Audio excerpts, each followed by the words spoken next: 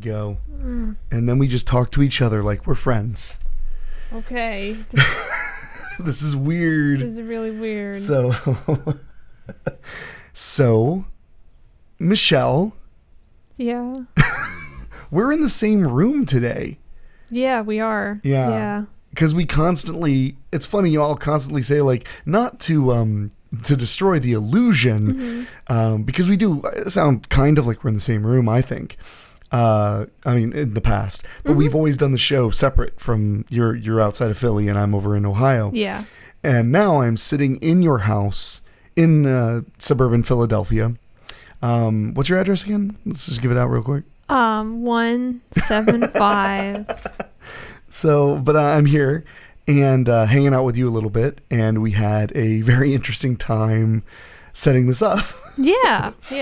So I am obsessive over everything, basically, in life, but in particular, over everything. Yeah. I'm going to stick with just over everything.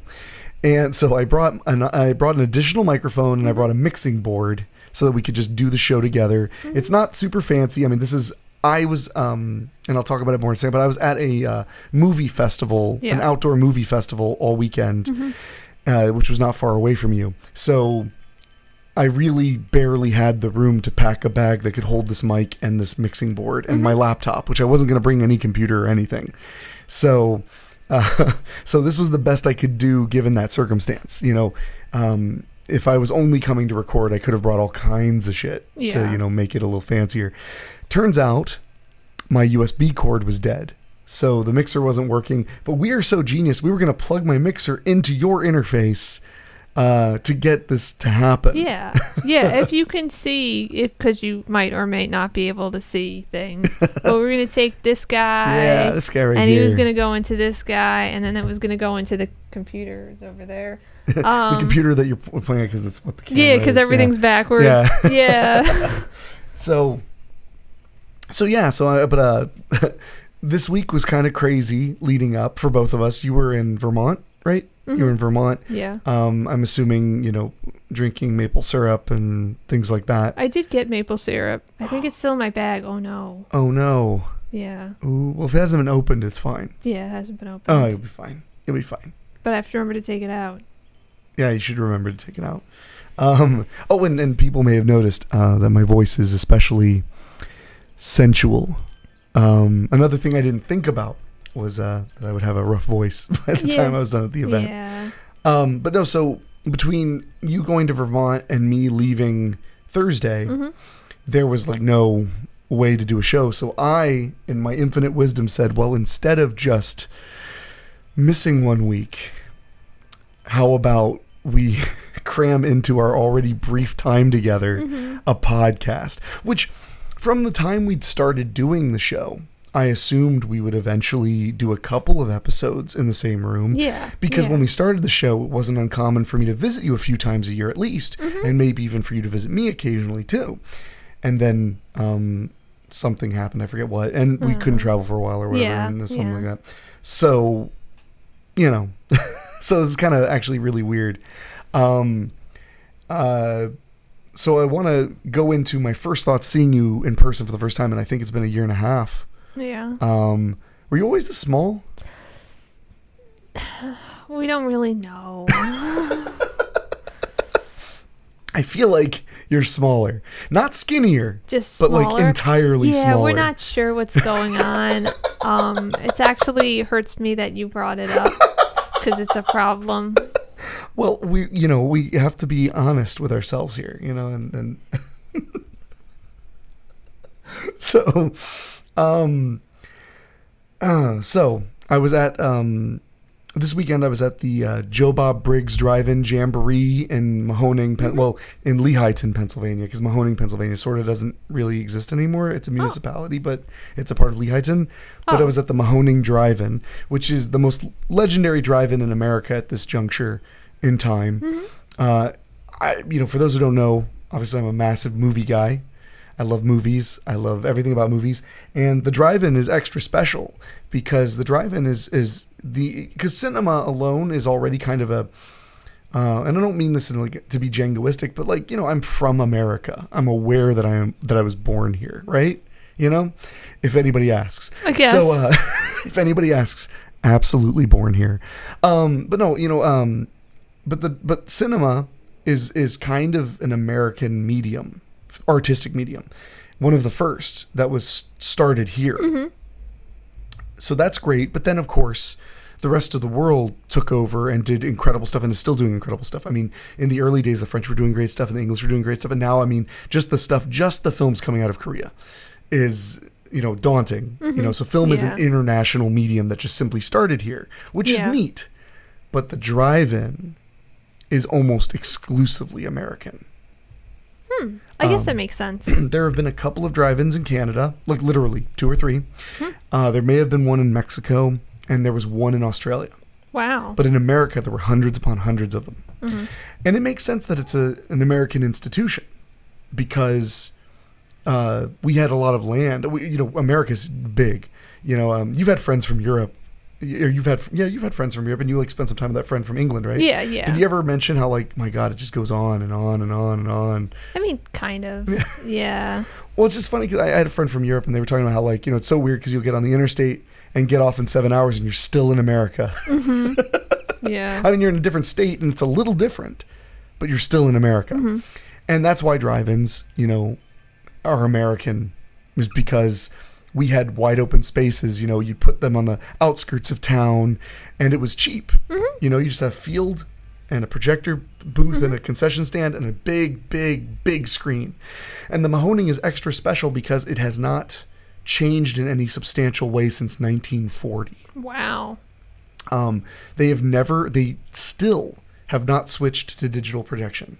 Oh, okay. So they have a basic digital projection system, but not the one that is for cinemas.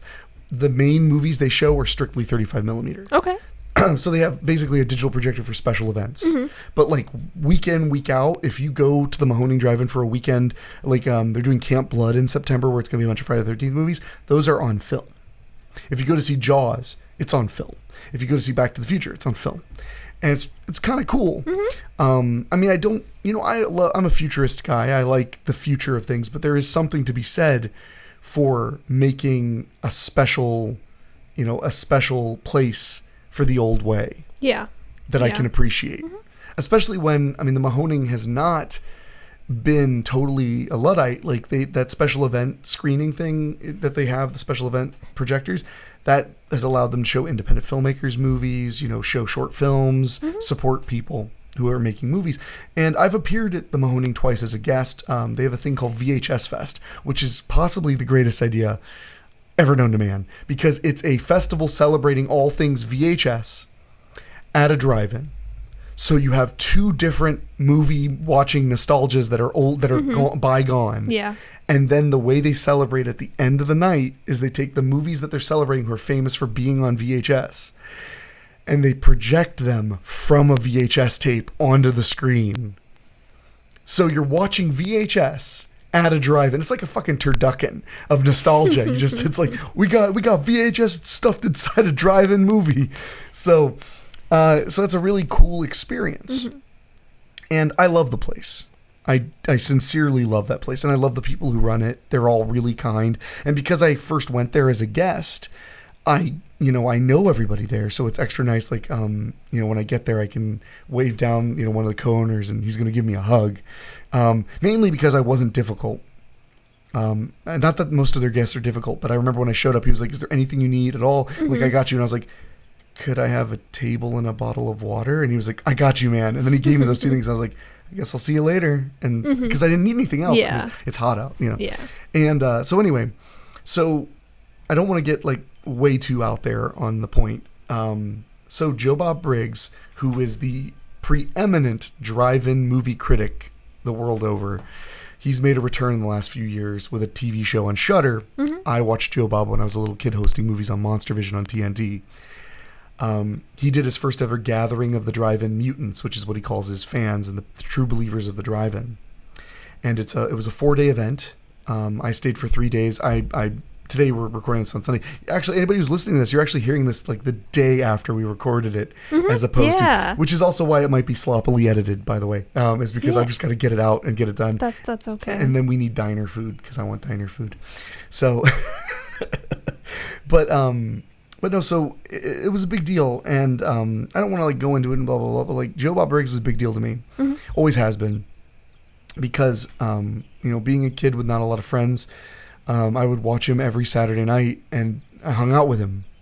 And he would be like, "Tonight I'm showing you Project Metal Beast, a film that proves it's not a good idea to give a werewolf metal bones." But that's Joe Bob. I know I showed you one episode of his show one time, and you thought it was pretty fun. Yeah, it's a fun concept. Now it's crazy that he's been revived, because if you look at Monster Vision, which he did on TNT, he interrupted the movie because commercial break, and then he'd say a few things about the movie, and then he'd go back, and he's funny, and he gives you history and stuff like that. Before that, he was on the Movie Channel, which is a pay channel, so no commercials. So all he did was intro and outro those movies. That was way before my time, but he did that. Well, on Shudder, you would assume he would just intro and outro because it's a pay channel, there's no commercials. But no, they decided to go with the old school formula and have him do breaks, even though there's no reason for the breaks. And in Joe Bob's own words, he was like, "Well, where are you going to put the breaks in if there are no commercials on this channel?" But it works. It really does. And I get emotional when I think about Joe Bob for two reasons. And I wanted to share this, with the cool people who listen to this. Because I don't know Joe Bob well. I met him twice when I was a really young kid, and I met him this weekend. But he didn't know me super well or anything. He knows I'm a movie maker and stuff. That's it. But it's not just that I felt like Joe Bob was my friend because he was like there for me, as a kid. Although that is a big part of why I feel strongly about him. It's because when I started doing conventions and developing my movie career, Joe Bob was at a lot of shows. And his show was canceled in 2000. And I saw him at conventions, and don't get me wrong, he was never like washed up or anything, but I was at conventions where like there was no line at his table, you could just walk by whenever, but people still respected him. He was still kind of a master of ceremonies kind of guy and everybody, but he was just kind of like, people didn't seem to care that much. And when he came back on Shudder and became one of the highest viewed shows on Shudder, and then all of a sudden he just got renewed for a 4th season of The Last Drive-In, which is coming out next year. I loved it for him. I loved that he was getting the appreciation I think he was always going to get. I think that what really happened was people like me, a lot of the biggest fans of him are around my age because they got to see him in the 90s on cable. I think we all grew up a little bit and then realized how special that thing was. And then we got an opportunity to have it back. Yeah. Because he didn't even return. He returned for one night only on Shudder. And Shudder's an AMC Network's owned horror channel on the internet. And we crashed AMC's servers. Wow. Because we all wanted to watch Joe Bob at the same time. And that's what led to him coming back full on. So Joe Bob Briggs has a very special place in my heart. And you know what a sentimental fool I am. I mean, there's no doubt about it. I'm a total, at least a fool, but also a sentimental fool, But so it was a very special weekend for me because I got to see Joe Bob perform, and I got to meet him, and I got to, more importantly, meet people that love the same thing I do. It was crazy. I mean, little things were happening, like Rachel's tire had lost some air, and we were literally just talking about it to each other. And a guy walks by with his dog and goes, "Your tire's low?" And she was like, "Yeah." And he was like, "I got a pump. You want to bring it over?" Like, literally. And we're like, "Sure." And he literally came by, dropped the pump next to the car, and he said, "I'm just wandering around. Just leave it next to the tire. I'll come and get it." Wow. I mean... yeah, that's really nice. It was super nice. It was an awesome experience. I loved it. Also, I think that... so then he did a live version of hosting movies on the drive-in, which was like almost drive-inception. Watching drive-in movie on the giant screen, and then all of a sudden it cuts, and Joe Bob is on the screen live, and he's talking about the movie, and you're like, whoa. Something happened? No, it was gigs. Oh, okay. Sorry. So I'm paranoid about, everything fucking up. Yeah, I understand. So, yeah, it was an amazing experience, and I need to get through this so that I can ask you questions about, your life that you don't want to answer. But what made this weekend extra special, because I could talk about this all day, but I shouldn't. But what made this show extra special was at the start of the week, and I know I told you about this, but at the start of the week, word came out. So the Mahoning has been operational since 1940. It's never been off. It's never shut down. In 2014, that was when they started turning the place. They started trying to turn the place around, and somebody bought the land under them, and they were leasing it. Well, they tried to lease that land to a solar energy company, and the solar energy company applied for a zoning permit to build a solar energy farm there and demolish the drive-in. And this all came out on Tuesday, or no, it was Wednesday. It came out on Wednesday when the event started Thursday. Wow. And it should be mentioned that Joe Bob Briggs Drive-In Jamboree was the biggest event the Mahonings ever had. Wow. For attendance. And they've had big attendances before. It's just this was the biggest one yet. And so people found out, and people started sending emails and saying, like, please don't take our drive-in away, or saying, like, you know, we got married at that drive-in. Please don't do it. The solar energy company said, like, we're reassessing. And we were all like, oh, fuck. So we started planning to have 100 people come to the zoning conference and say how important the Mahoning Drive-In is and stuff like that. And I can't explain how charming Mahoning is, the Mahoning area is. So we love it there, and the drive-in is part of that charm. Well, then the next day, as I'm driving to the Mahoning, word comes out. My buddy Virgil, who was one of the people who runs the Mahoning, comes out and he says, I just got off the phone with the VP of that green energy company, and they said they are no longer interested in leasing the land. They were under the impression, they had been falsely misled to believe the drive-in was not doing well, and that it would be advantageous to close it. Yeah. And I remember, you know, I can be a fight the man guy, but a lot of people were like, this is just like a corporation coming and fuck everybody up. And I was like, they're based in Connecticut. They probably don't know anything about that drive-in or that community. Yeah. That's why they listened the moment they heard something. They're like, oh, okay, that was not in our due diligence. Yeah. So they pulled out, and now the landowner is going to sell to the Mahoning. That's great. Which potentially means the Mahoning will go on forever, basically. Yeah. And that made the weekend a celebration of, because there's a saying that Joe Bob says, the drive-in will never die. He's been saying that since the 80s when the drive-in started declining. And that became the rallying cry of the weekend, because it was like, and to the credit of the Mahoning, they were not interested in saying the Mahoning is saved. They were only interested in saying, you saved the Mahoning Drive-In. We saved the Mahoning Drive-In. Yeah. It was amazing seeing Joe Bob Briggs come, waiting to come on stage, and seeing my buddy Virgil come up and talk and say, like, I just want to say, what happened, that we've now today has become probably the biggest moment in the Mahoning Drive-In history, because for the first time ever, we're about to own the land that the drive-in is on. Yeah. And how fitting would it be that the most preeminent drive-in movie critic and drive-in movie icon is about to come up on stage and talk to you all. Yeah. And Joe Bob came out and he said, like, it's nothing, there's nothing more incredible than what's happened to the Mahoning, and the drive-in will never die. You've never been to a drive-in movie. It hurts me immensely. Your family was too rich, I guess, to go to the drive-in. They were like, oh, we don't have to go to the drive-in. We have golden shoes. Yeah, it wasn't that there weren't any drive-ins around me at all. There were a ton of drive-ins around you. No. In Central Jersey? Yeah. Literally, it's where the drive-in started.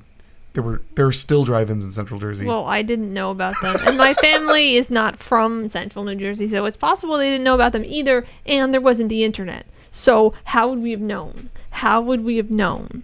If you had believed in America, you would have known. I don't believe in America. Fair point. So it was a very special weekend for me. Also very special because it was the first real road trip I've went on since COVID. And I had a really good time. Good. Possibly one of the best times. And it just reminded me how important, like, travel is to me, and how important it is, not just travel for the whole experience, meeting new people, going places. And I love, one of the things I've realized about myself that I'm most proud of is that I got the chance to move away from home, far away from home, right when I was 18. And I feel like it made me a little bit more worldly than I would have been otherwise. Like, I can be at a diner at the Mahoning, in the Mahoning area, and see a pack of blackjack gum and go, oh man, blackjack gum? I haven't had that in forever. And they don't have that in Ohio, really. And, the lady will be like, they just started making it again. We just got it back. And I'm like, I'm going to buy a pack. And she's like, oh, I think it tastes like crap. And I'm like, I like blackjack gum. And I just know what it's just, it's a silly little things like that. Like, I just know what blackjack gum is. Because I've traveled around a lot and I've seen a lot of cool little things. And I always remember the little details. It's black licorice flavored gum, in case you didn't know. I didn't, but I figured it might be. Yeah, especially when you heard it's disgusting. Yeah. Was one of the responses. Yeah. So, amazing time, super fun, and thank you for. Well, I mean, I know we're like pals and stuff, but thank you for having me after my ordeal there. Of course. Also, I had an Airbnb where they had where the bed broke. And I wasn't even having any fun on it. I was trying to get up to go pee. In fact, the joke I made, because the bed broke when I was getting up to go pee early in the morning. So I have been on this mindset where I cannot sleep past 8 o'clock no matter how late I go to bed. And I woke up to pee at 7:30 in the morning. And I was like, oh, man, I'm going to go pee. I think I could go back to bed. I might be able to sleep till 9 or 10. Because the drive-in movies end at like 3 in the morning. So of course, I'm at the drive-in until like 3 in the morning every night. And so I go to get up and it just, and the entire side just breaks because it's the cheapest bed frame imaginable because these people are crooks that are running this house. I'm sorry, like I know I only paid $50 to stay there, but that's too much for what they gave me. And you know what, honestly, if you want to, you guys could charge $70 and do a better job and people would still be happy to rent there. Yeah. I feel like these people thought they were so fucking smart to just slap a fresh coat of paint on this place and let people stay there. Yeah, it's not okay. No. It's not okay. Don't do that. At all. Don't do that. Yeah, fuck those people. But no. So the only thing I will say is that when the bed broke and I told them about it, they just immediately said we can try to get it fixed immediately. Like we have somebody on site. And I said I don't think we're going to be staying for another night. And they said we understand completely. And they gave me a refund for that last night. That's okay, I guess. So. Yeah. Yeah. But I want you because you did so much research. So the biggest thing that bothered me about this place was cleanliness issues. And the big cleanliness issue was the showers were weirdly not to code. And the toilets were not toilets. Well, they were toilets. I mean, in the way that New Jersey is a toilet. In the broad sense. That is not a nice thing to say about New Jersey. That's it. When we were driving through Napa, northeastern Pennsylvania, for those who are not cultured to the area, when we were driving through Napa, Rachel has never been there. So like I would tell her when the view was like really Napa-y, I'd be like these, because she loves mountains and stuff. So she was constantly like, whoa, it's so beautiful up there. And she's like, whoa. I was like, that is pretty much the Napa experience, this giant mountain to the side. And And then as we were driving up, there was a spot where like a garbage bag had like exploded and there was trash everywhere. And I stopped and said, and that's the New Jersey experience. I could say that I lived there for a little while. I can make fun of it. Yeah, sure, okay. I truthfully did not detest living in New Jersey at all, but I do like making fun of it. So I'm sorry. It's not your ancestral. Brooklyn's your ancestral home, or Bronx. Sorry. Yeah. The Bronx. Yeah, the Bronx is your ancestral homeland. So yeah. Did you ever watch Rumble in the Bronx, by the way, when I sent it to you? What the fuck? I don't think you sent it to me? You did send it to me. Yeah. It's Christmas. been a really hard, scary year, and I don't remember why I didn't watch it. I think I forgot, but I will watch it. Okay. And Giggs is very scared now. Oh, Giggs. Sorry. You're fine. So, tell them what the toilets were. Okay. I can do this, but I don't really know. So Henrik told me what was going on yesterday, and I was at work, and I was really, really stressed out at work. So I was like, let me look up what an up. You said like up. Yeah, what it said on the thing was up flush toilet. Yeah, they're upflow toilets, I believe. So what it is, and this is really interesting because I don't understand why any of I was like I don't understand. So instead of like a toilet where you have like a tank and then you like poop and then like it uses gravity to make the stuff go down and some water and stuff like that. No big deal, goes into your pipes, the end of that's it. With these kind of toilets, they're more advanced sort of. So they have like a little thing on the bottom where instead of it just flushing your poops and stuff, it goes into this little thing that's basically like a garbage disposal. Oh god. And it like chops it all up really good. I like the hand motions like a hibachi chef. Yeah, exactly. Chops it up really good, and then it uses water pressure to shoot it up into a pipe. And then the pipe goes into your waste pipe or stack, whatever, depending on where you are in your house. And then the end. But why? Why would you do that? It literally was a little tank behind the toilet hidden behind the wall. Yeah. That's exactly what it is. But and when I was reading about them, they were like, it's so much more convenient. They're so much easier to set up. You can set them up in places you wouldn't normally have a toilet. Under your stairs, in the basement. And I was just like, first of all, people have toilets in the basement. Yeah. You just need stuff for it. And why do you want one under your stairs? Why? That's weird. Why are you putting a toilet under your stairs? And I'll say, the toilets wouldn't have been so disgusting, but they were used constantly by a bunch of people in this house. Like, if you had one of those just in your basement for I don't know why you would do it. I mean, I guess if it was lightly used and it was only you, if it was in a cabin, where they cut corners, I guess it wouldn't be as gross to me. But it's weird because you still need plumbing because you need water to come to it. And then you still need it to get into your waste pipe. So I don't understand why it's easier. Wait, it goes into the waste pipe? Yes. Oh, because I was under the impression there was a tank that holds all the waste. No, so this is why it's so weird. So there is a tank, but it's exactly the way a garbage disposal works, sort of. So it goes in a thing, it churns it all up, and then it puts it into your waste system. So it shouldn't even smell. And it doesn't make any sense because why do you have extra steps if it's just going, what's happening? And they put signs everywhere telling us we were not allowed to flush our toilet paper. Which is not true. You can flush toilet paper. And do you have any idea how gross it is to have soiled toilet paper in the trash can next to the toilet? I'm pretty sure that's just what smelled. But the thing is, with that little tank place, it does, you get lime deposits in it, and then I guess it keeps some of the water and poops in it, so that's why it would smell, because it doesn't all go up. Some of it sits in there. And so they were like, if it smells, just flush it. And I was just like, I can't with what is even happening?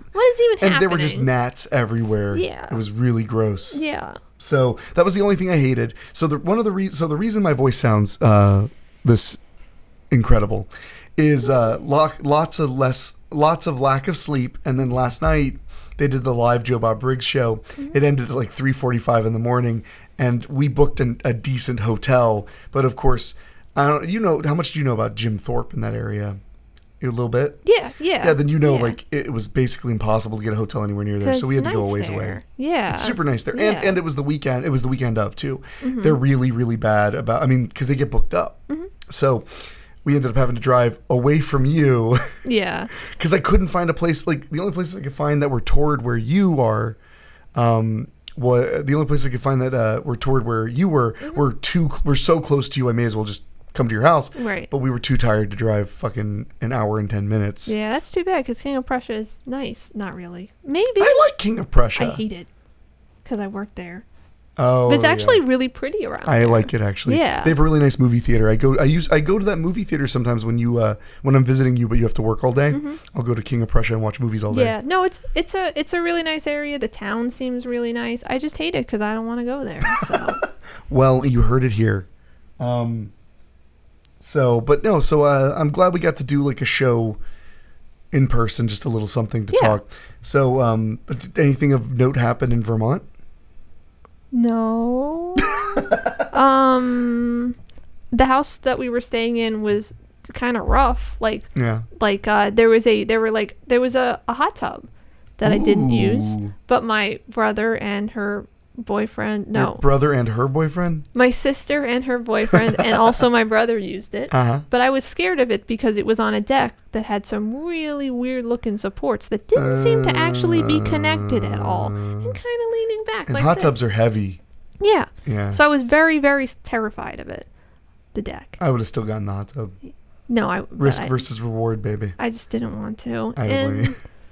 And then also there were frogs. We had a pond in the backyard, and there were frogs in it, lots of frogs, and they made like this really, like they didn't ribbit like normal frogs. They went like, and they did that all the time, just like one, and then it would stop, and then sometimes they'd all do it together, but it wasn't like the normal sound. Yeah. And they were just everywhere. And if you went towards the pond, they'd all like jump in the water because there were so many of them. And there were also newts in the water and these little beetles, and they swam.